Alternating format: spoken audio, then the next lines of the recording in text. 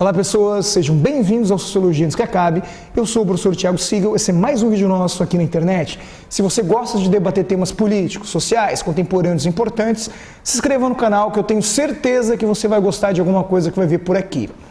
E hoje vamos falar sobre o seguinte tema: os 10 livros mais importantes da história. Eu tenho por mania como professor, quando eu entro num assunto, vou discutir algum tema com os alunos, eu sempre gosto de indicar livros. E é uma estratégia minha, meio mentirosa, confesso, mas uma mentira sem maldade, de dizer que esse é um dos 10 livros mais importantes da história.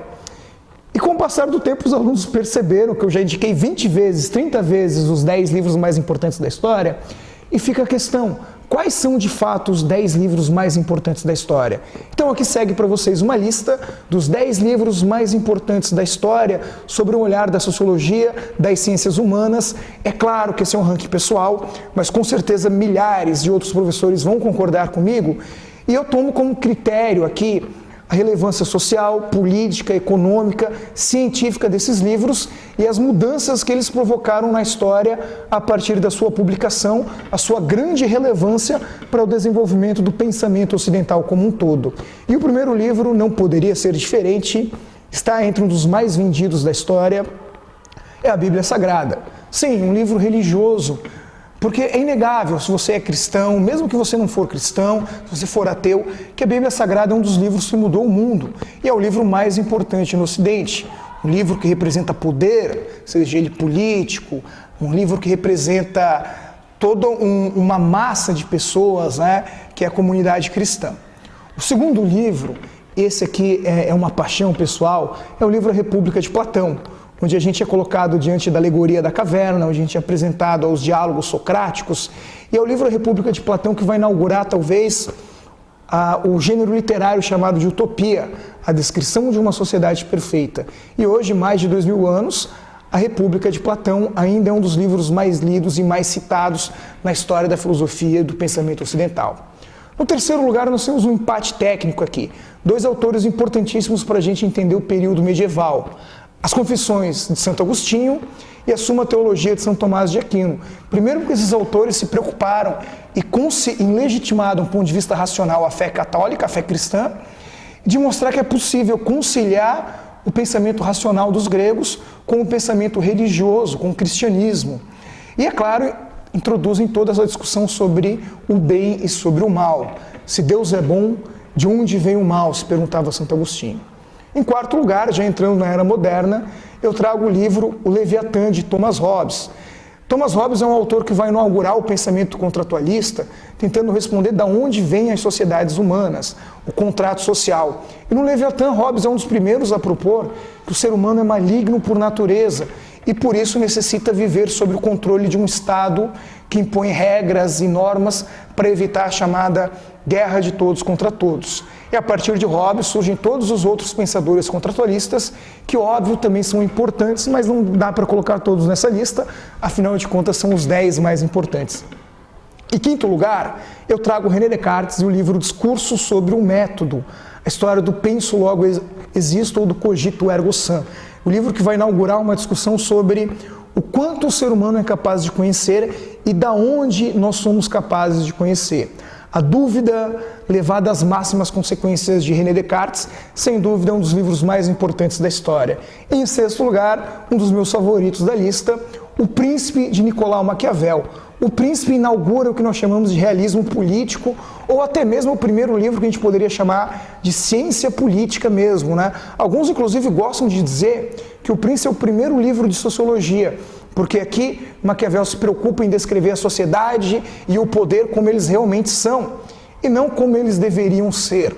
Nesse caso, é claro, o livro Príncipe abre leque para uma série de discussões, de interpretações e algumas frases do tipo: os fins justificam os meios, que erroneamente é atribuída a Maquiavel, embora, como vocês sabem, meus alunos sabem, Maquiavel nunca disse isso. Mas é possível entender isso a partir da leitura de Maquiavel. O sétimo livro, num momento como o nosso, é mais importante ainda, é o livro Espírito das Leis de Montesquieu, o livro que vai propor ou vai explorar a ideia da divisão do poder do Estado em 3, executivo, judiciário, legislativo, e a importância de você ter um mecanismo de pesos e contrapesos para evitar o abuso de autoridade. Montesquieu, descrevendo como deveriam funcionar e como de fato funcionam as repúblicas democráticas, né? Inaugurando talvez um certo pensamento liberal aqui. Oitavo livro da lista, sobre a origem e evolução das espécies, de Charles Darwin. Sim, Darwin não era um sociólogo, Darwin não era um filósofo, mas merece estar aqui, porque afinal A Origem das Espécies foi um livro super polêmico e mudou a forma como se vê o mundo, e inaugura um novo embate entre ciência e religião, sendo questionado até hoje, hein? Muitas pessoas batem na tecla de que a evolução não há evidências científicas que comprovam isso, embora Darwin, lá em 1800, já mostrou o contrário. O nono livro é um livro fantástico, um livro maravilhoso, que vai inaugurar o pensamento liberal, que a gente poderia chamar de liberalismo clássico, que é o livro A Riqueza das Nações, de Adam Smith, que traz o conceito de mão invisível, que até hoje é muito utilizado pelos liberais e pelos neoliberais. E é claro, a riqueza das nações vai inaugurar uma forma de pensamento que vai permitir o surgimento, por exemplo, do keynesianismo, né, do livro do Keynes, Teoria Geral do Lucro, dos juros e da moeda, vai abrir espaço para o pensamento neoliberal, para toda a escola austríaca, que só se torna possível a partir do pensamento de Adam Smith.